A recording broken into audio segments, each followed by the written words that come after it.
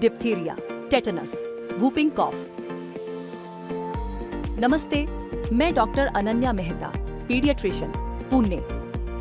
यह 3 बीमारियों से लड़ता है, डिप्थीरिया, टेटनस और वूपिंग कॉफ।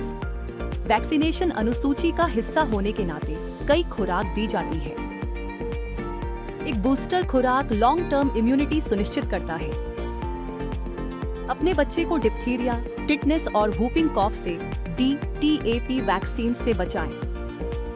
अधिक जानकारी के लिए www.mymedisage.com पर जाएं।